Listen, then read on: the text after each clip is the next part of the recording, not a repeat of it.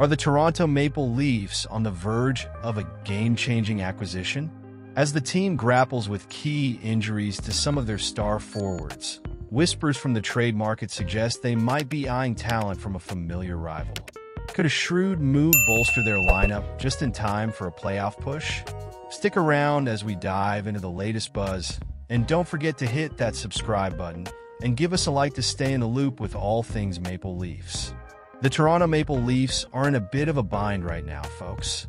With key injuries plaguing the roster, including our generational center Austin Matthews, and several top-9 forwards sidelined, the team is in desperate need of offensive help.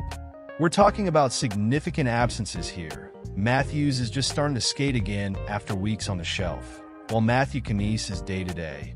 Max Domi is on IR, and veterans like Max Pacioretty, David Kampf, and Kaye Jarnkrok are all on long-term injured reserve. This is no small crisis. Meanwhile, the Boston Bruins, who came into the season with lofty expectations, are floundering. Their scoring has dried up, and even their usually stellar goaltending has faltered, exposing some glaring defensive holes.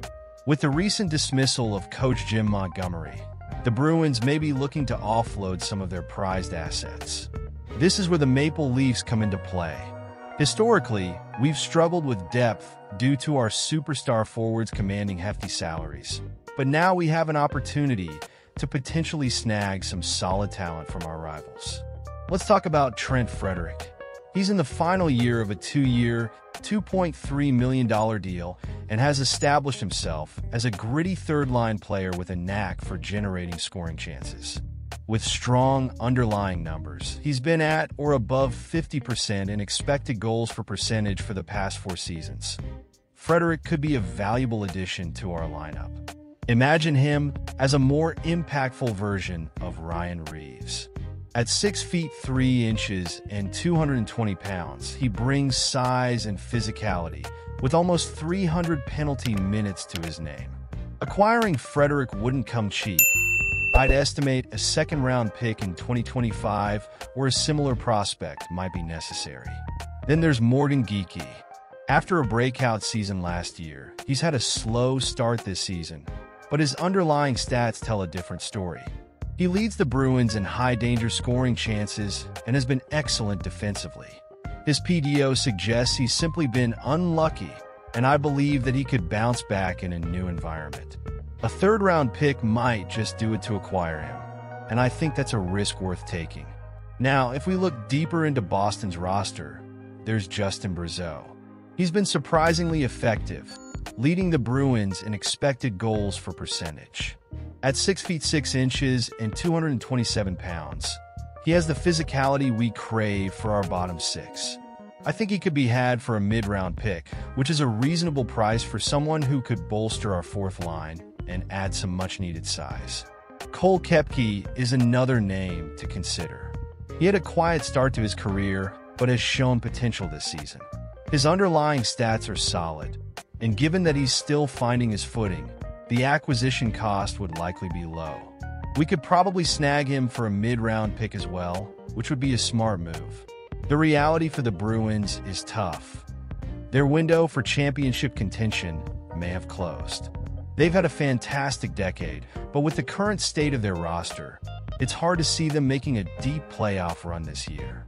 If I were GM Don Sweeney, I would start selling off assets to build for the future.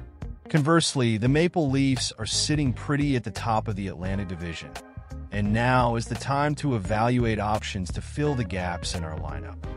Wow, the Toronto Maple Leafs are really turning heads, and of course we can't help but mention Joseph Woll, who was named NHL Third Star of the Week. The goalie has been performing incredibly well, especially in his last 2 games. Not only has he won both, but he's also recorded his second career clean sheet. That's something we fans have all been hoping to see more of. Since returning from his injury, Woll has been adjusting really well, and honestly, he's doing a job that has the fans buzzing. He stopped 54 of the 56 shots he faced against the Vegas Golden Knights and Utah HC, resulting in an impressive .964 save percentage and a goals against average of just 1.00. This puts Wall in a very competitive position in the league, and I don't know about you, but it makes me feel very optimistic about the future. It's interesting to note that while Anthony Stolarz had his flashes early in the season, Wall has really found his groove and is coming into his own. He stopped all 31 shots against the Golden Knights in a 3-0 shutout win. And even in the 3-2 win over Utah HC, where he allowed 2 goals, his crucial saves were key to keeping the team in the fight, especially when Utah started to press. Do you think that was the best decision? I'm honestly torn. Sure, Stolarz is still near the top of the league in terms of save percentage, but the goaltending duo has shown a level of solidity that the Maple Leafs have struggled to achieve in the past. It's a relief to see that we have 2 goaltenders in good form, something that has been a big concern for us as fans over the years. As for the other players, Mikko Rantanen and Zach Werenski also shined last week, but our focus is on Wall. The first time a Maple Leafs player has been named Star of the Week this season is a major milestone. It brings a sense of hope and anticipation for all of us.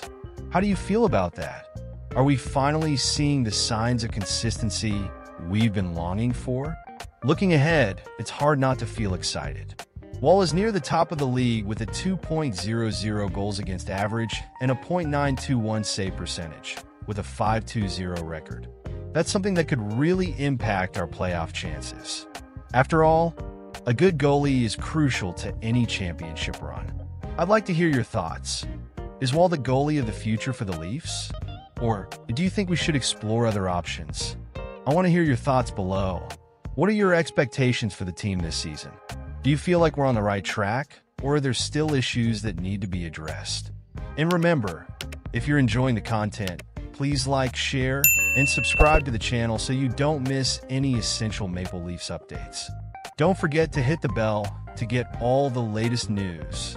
We're all in this together, and I can't wait to see what else this team can accomplish. Let's go, Leafs!